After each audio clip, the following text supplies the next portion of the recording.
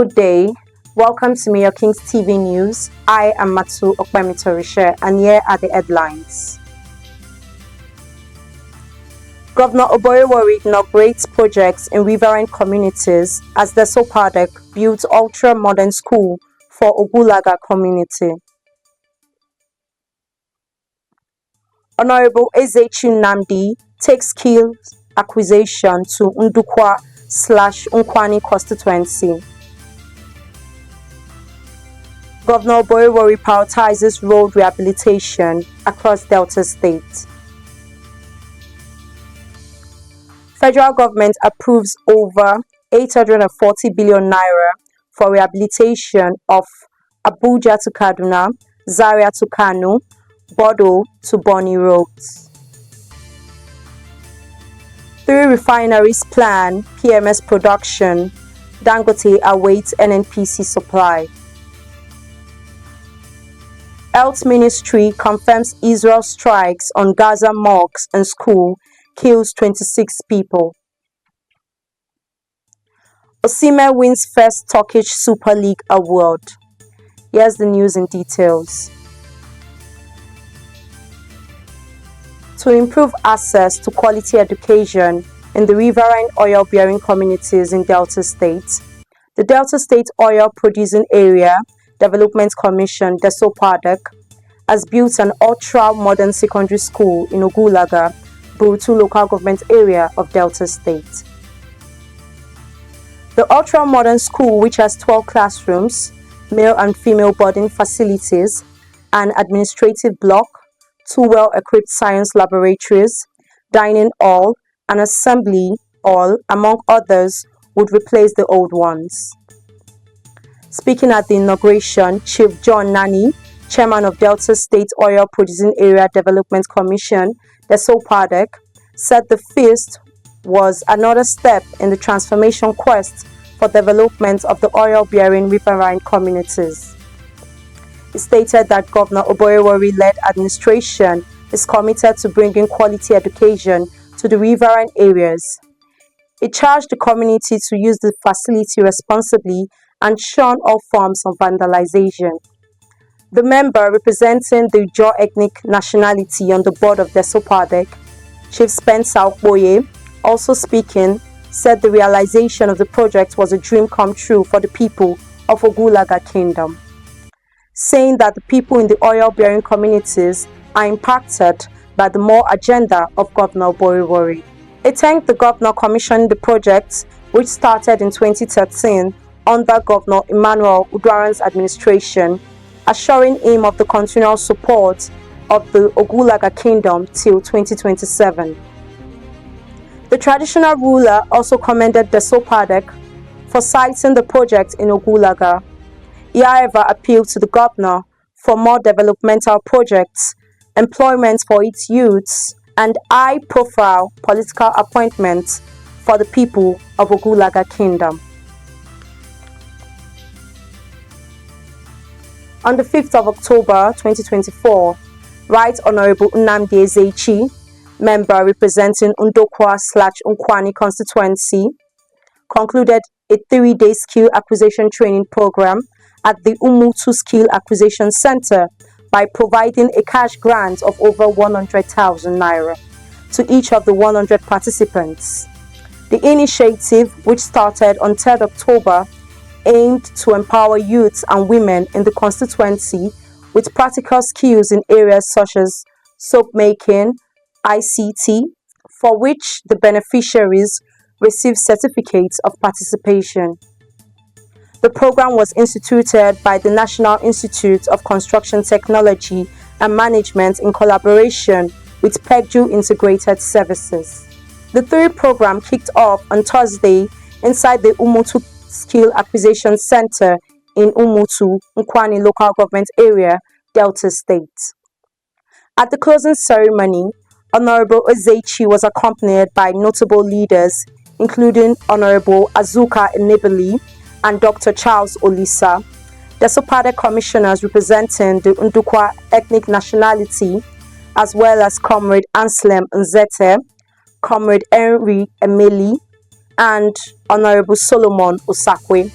PDP local government chairman for Ndokwa West, Ndokwa East, and Nkwani respectively, Comrade Osakwe Chukwuka, President General of Ndokwa West Community Youths, Comrade Fidelis Azaka Agwacha, President General of Nkwani Community Youths, and many others.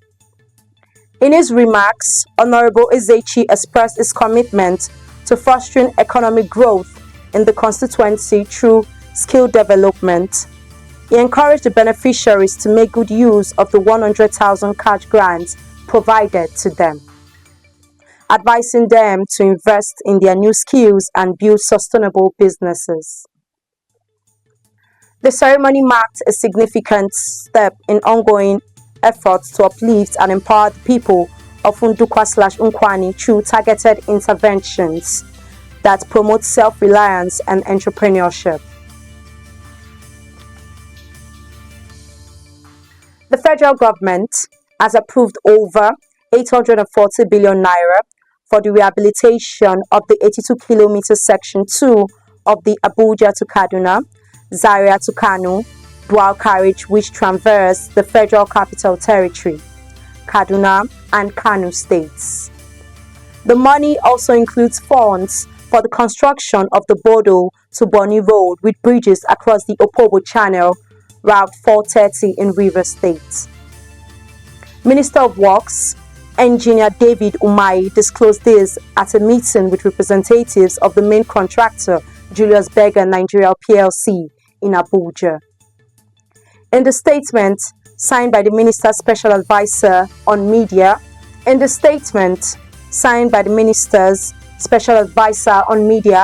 Honorable Odu Chaina, on Sunday, Umahi charged the contractor to fast-track the completion of the projects because of the premium placed on them by President Bola Tinubu as well as Nigerians.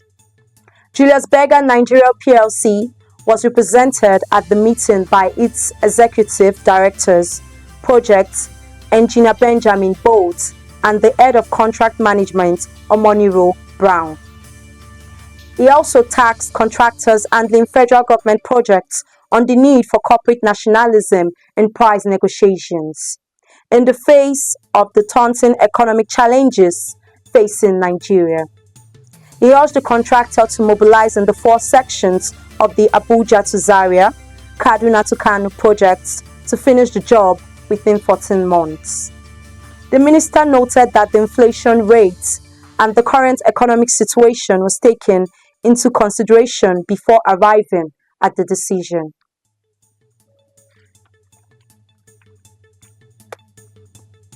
The Director General of Delta State Orientation and Commission Bureau, Dr. Fred Latimo Ogenesibe, has reassured residents that Governor Sheriff Oboiwori is committed to the rehabilitation and construction of roads across all local government areas in Delta State, including Sapele. In a statement addressing the recent arrest of a man in Sapele who gathered attention by bathing in flood water to protest about poor road conditions, Dr. Ogenesibe criticized the act, urging citizens to consider the health risks of such actions. He acknowledged the right of citizens to demand government intervention, but cautioned against extreme measures that could lead to serious health consequences.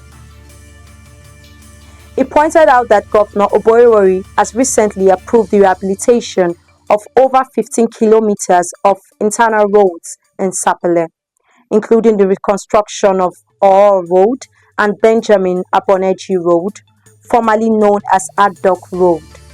He added that plans are in place for the reconstruction of Okirigwe to Benin Road and other critical roads in the area.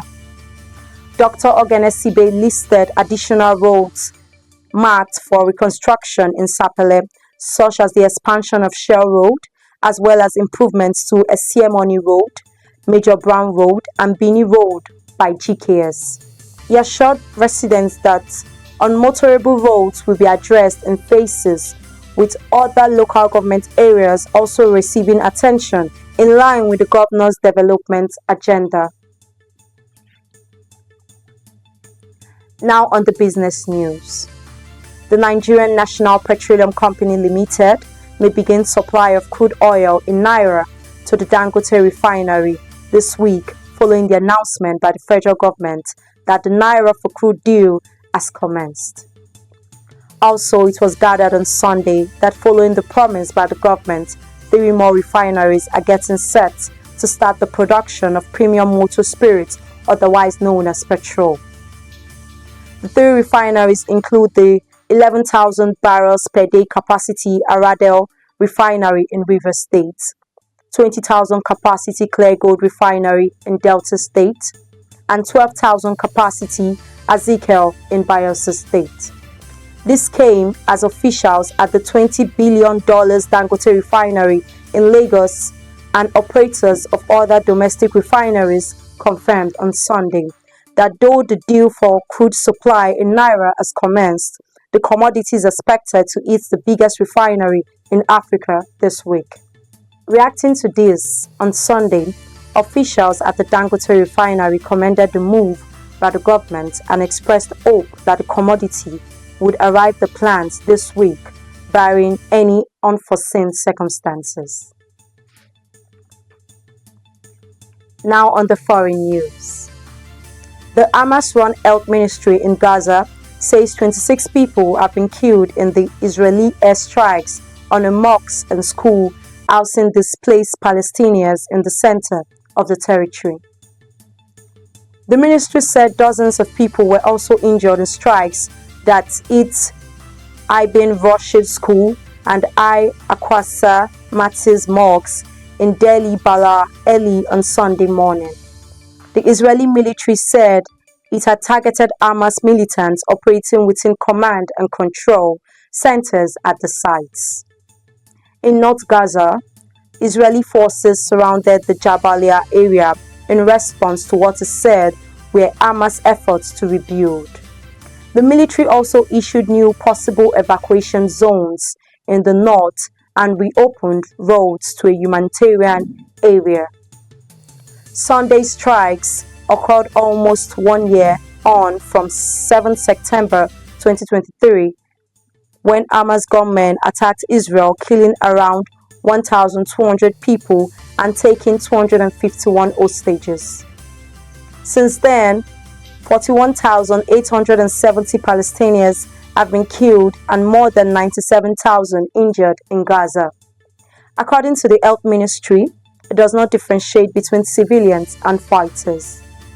According to the United Nations, which uses Gaza health ministry figures and considers them reliable, 187 people were killed in Gaza from 30th September to 4th of October alone.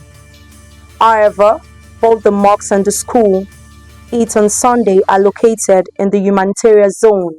The IDF said it had reopened 2 evacuation roads from the north to the access zone. Now on the sports news. Victor Osimhen has scattered home his first Turkish Super League award soon after joining Galatasaray on a season-long loan from Napoli. The Nigerian international impressive goal against Kansi Pasa has been voted the goal of the week by BN Sports, receiving a significant number of votes and securing 77.96% of the total. Osimhen scored his first goal and followed it up with his first brace, but it was not enough to secure all 3 points for the Turkish champions, who gave up a 3-goal lead to allow the visitors a share of the spoils. The 25-year-old showcased his skill and decisiveness to volley home with his left foot after receiving a pass from former Napoli teammate Dries Martin to put his team 2-0 up. Despite missing pre-season due to transfer complications, Osimhen has quickly become a key player for Galatasaray, having been involved in scoring or assisting in all 4 of his appearances for the club. He took his season tally to 2 goals and 4 assists in 4 games for the Lions since joining on loan from Napoli. However, Osimhen is currently sidelined with an injury after a knock he picked up during the league game. He missed the European League clash against RFS in Latvia on Wednesday, but his injury is not severe. He is expected to return soon. He could be back in action on the weekend when Galatasaray take on Alanyaspor in the Super League. Now a recap on our headlines. Governor Oboyewori inaugurates projects in riverine communities as the Sopadek builds ultra-modern school for Ogulaga community. Honorable Ezechi Namdi takes skill acquisition to Ndukwa/Nkwani constituency.